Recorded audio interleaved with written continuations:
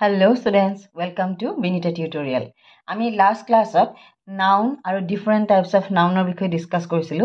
আজি আমি proper noun আৰু common nounৰ difference আমি কেনেকৈ তাহাঁতক বিচাৰি উলিয়াম কোনটো proper noun আৰু কোনটো common noun হয় এতিয়া কেইটামান example লৈছো. এতিয়া চোৱা ইয়াত দিয়া আছে questionটো কি underline the proper noun and circle the common noun. Common noun টোক আমি কি কৰিম circle কৰিম আৰু proper noun টোক আমি কি কৰিম underline কৰিম. এতিয়া চোৱা number 1 Ratul and Sitama are brother and sister. Okay, Ratul কি হৈছে proper noun, properly নাম বুজাইছে underline কৰিছো. Sitama underline কৰিছো. Are brother and sister, brother to common noun হল আৰু sister. বুজি পাইছা? এতিয়া চোৱা the capital of Nepal is Kathmandu. Okay, Nepal proper noun হল আৰু কাঠমাণ্ডু নাম বুজাইছে proper noun আৰু এহেত দুইটাক আমি কি হৈ কৰিছো capital letterৰে ডিনোট কৰিছো আৰু capital letterৰে ডিনোট কৰিছো. Okay, the capital of Nepal is Kathmandu. Okay, the capital মানে কি হৈছে ৰাজধানী হৈছে capital বহুত থাকিব পাৰে নাই এটো common noun. The capital of Nepal is Kathmandu. অলপ দিনৰ আগৰ পাটো এটো ভাইৰাল হৈ আছে capital ডিস্ট্ৰিক্টৰ capital হুদি আছে না প্ৰাইম মিনিষ্টাৰে শুনিছানে নাই তোমালোকে হেইটো ক্যাপিটাল মানে ৰাজধানী হল এটো ক্যাপিটাল আৰু এটো ক্যাপিটাল লেটাৰ মনত ৰাখিবা এইগিটাত এন আৰু কে টো ক্যাপিটাল লেটাৰ ইউজ হৈছে the capital of Nepal মানে নেপালৰ ৰাজধানী is Kathmandu. Othello was written by William Shakespeare. তোমালোকে Othello মানে জানানে উইলিয়াম শেক্সপিয়াৰে কিছুমান ৰাইটিং তেখেতৰ লিখা বিলাকক Othello বুলি কয়. মই Othello কি গুগলত সাৰ্চ মাৰিছিলো এক্স্যাক্টলি উইলিয়াম শেক্সপিয়াৰ ৰাইটিংছ বিলাকক Othello বুলি কোৱা হয় আৰু Othelloৰ কিছুমান ক্যাৰেক্টাৰিষ্টিক্স আছে বৈশিষ্ট্য আছে আৰু তাহাঁতৰ কিছুমান কন্ডিশন আছে মই তোমালোকক ভিডিওটোৰ শেষত লগাই দিম বাৰু হেৰিয়ত তোমালোকে পঢ়ি লবা.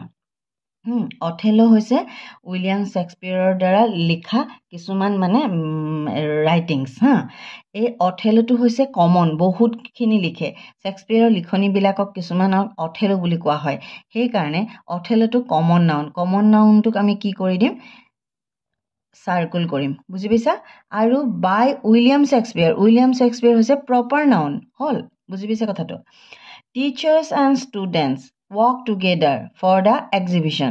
Hey exhibition খনৰ কাৰণে টিচাৰ আৰু ষ্টুডেন্টে কি কৰিলে একেলগে কাম কৰিছে ইয়াত এতিয়া চোৱা টিচাৰ আৰু ষ্টুডেন্ট এটা টিচাৰক বুজোৱা নাই বা এটা ষ্টুডেন্টক বুজোৱা নাই তাহাঁতি কি কাক বুজাইছে গোটেই জাতিটোক বুজাইছে গতিকে হে তাহাঁতি কি হ'ব এটা টিচাৰ হোৱা নাই আৰু এটা ষ্টুডেন্ট হোৱা নাই বুজি পাইছা কথাটো এটা টিচাৰ নহয় আৰু এটা ষ্টুডেন্ট এটা নাম কোৱা নাই তাৰমানে টিচাৰ্স এণ্ড ষ্টুডেন্টস এনেকৈ কৈছে গতিকে টিচাৰ টো হৈ যাব কি টিচাৰ টো হৈ যাব কমন নাউন বুজি পাইছা কমন নাউন ষ্টুডেন্টসও হ'ব কমন নাউন বুজি পাইছা আৰু এক্সিবিশন হে এক্সিবিশন বিলাকটো হৈয়ে থাকে গতিকে এটো হৈ যাব কি কমন নাউন এক্সিবিশন এখন পাৰ্টিকুলাৰ এক্সিবিশনৰ কথা কোৱা নাই গতিকে এখন কমন নাউন আৰু ইয়াত যেহেতু ক্যাপিটাল লেটাৰ ইউজ কৰা নাই সেইকাৰণে এটো কমন নাউন বুজি পাইছা আকৌ চোৱা the poem Ode to Autumn was written by John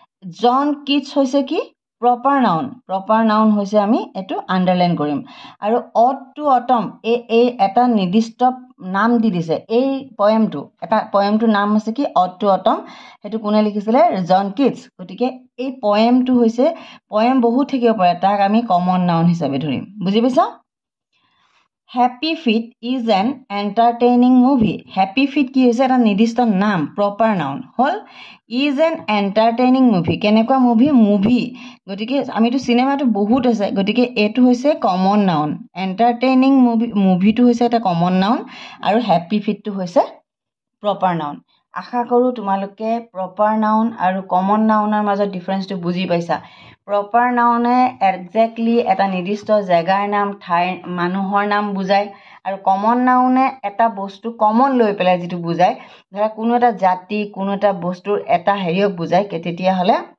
এটা common noun বুলি কয় আমি লাষ্ট ক্লাছত ভালকে ডিসকাস কৰিছো এই এক্সাম্পলটোৰ পৰা তোমালোকে বেছি ভালকে বুজি পাবা যদি তোমালোকৰ ভিডিঅ'টোৰ পৰা লাভ হৈছে বুলি ভাবা তোমালোকে প্লিজ চেনেলটো ছাবস্ক্ৰাইব কৰিবা, ফ্ৰেণ্ডৰ মাজত শ্বেয়াৰ কৰিবা। বাই বাই, লগ পাম নেক্সট ভিডিঅ'।